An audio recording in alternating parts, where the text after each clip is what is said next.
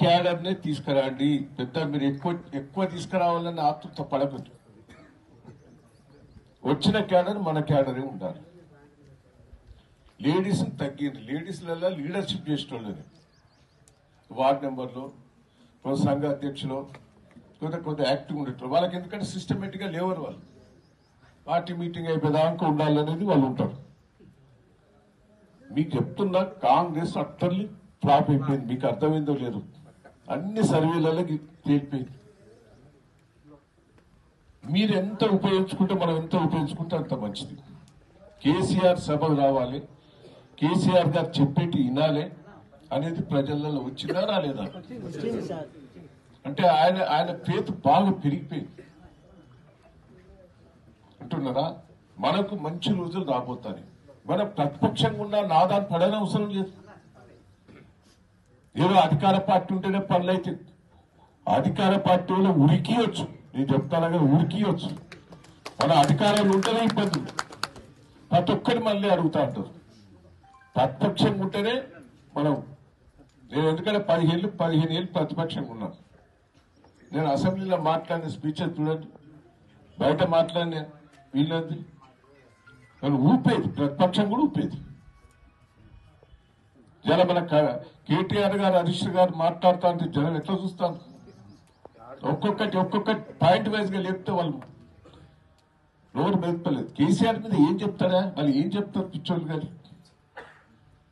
ఇలా ఆయన ఒక విజన్, నీళ్లు తేవాలి, కరెంట్ ఇవ్వాలి, రైతులకు పెట్టుబడి ఇవ్వాలి, ప్రతి గింజ కొనాలి. ఎవరైనా ఆలోచించిందా? దేశంలో ఫస్ట్ టైం మన తెలంగాణ రాష్ట్రంలో ఇదంతా ఆలోచించింది. తండకు ట్యాంకులు కట్టించింది, తండకు నీళ్లు ఇచ్చిండు. ఎవరయ్యా తండలు గ్రామ పంచాయతీ చేసింది? నేను పెన్షన్లో ఇచ్చే మంత్రి. నేను వేరే రాష్ట్రాల్లో 200 కూడా ఇయ్యరు. మన దగ్గర 2000 చేసిండు ఆయన. ఒక్కొక్క స్కీమ్ ఎంత. కళ్యాణ లక్ష్మి ఏ రాష్ట్రంలో ఇస్తారా? మన రాష్ట్రంలో 1,00,000 రూపాయలు ఇస్తే తులం బంగారం వారికి ఆశపడి గుర్తుంది. రైతు పెట్టుబడి ఏ రాష్ట్రంలో ఇస్తలేరు, మనం ఇచ్చినాం.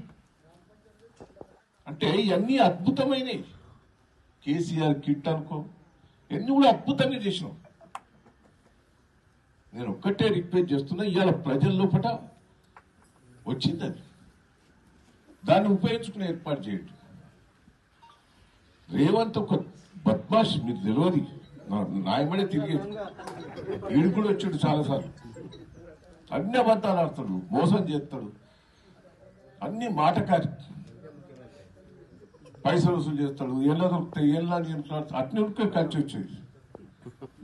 నేను తిట్టేది, అట్లా చేయొద్దు అంటే నీ తిరుగుంటాను వస్తుందా అనేది. అదే వాస్తవం. నేను 7 సార్లు చెప్తే ఇట్లే ఉన్నా, 3 సార్లకే మంత్రి అయిపోయింది. దయచేసి నేను ఒక్కటే ప్రజలు రియలైజ్ అవుతారు.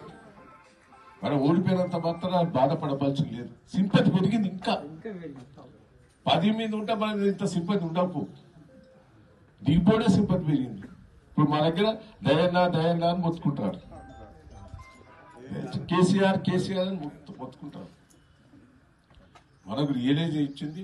మన ఒక్క సంవత్సరం నేను చెప్తున్నా, ఈ ప్రభుత్వం నేను అనగాని ఎప్పుడు గుర్తవుతుంది. లోకల్ బాడీ ఎన్నికలు పెడితే కూలిపోతుంది. అందుకే పెడతలేడు. నేను ఒక్కటే లోకల్ బాడీ పెట్టక తప్పది. ఈ మీటింగ్ మనం ప్రెస్టేజ్ తీసుకోవాలి. తీసుకుందామా? జిత్తుగా తీసుకుందాం. ఎంత అవస్థ అయినా, కష్టమైనా కార్యకర్తల కోసం, ప్రజల కోసం మీరు కష్టపడాలి. మరిన్ని వీడియోస్ కోసం ఛానల్ ని సబ్స్క్రైబ్ చేయండి. లేటెస్ట్ అప్డేట్స్ కోసం వాట్సాప్ ఛానల్ ని ఫాలో అవ్వండి. ఆ లింక్ డిస్క్రిప్షన్ లో ఉంది.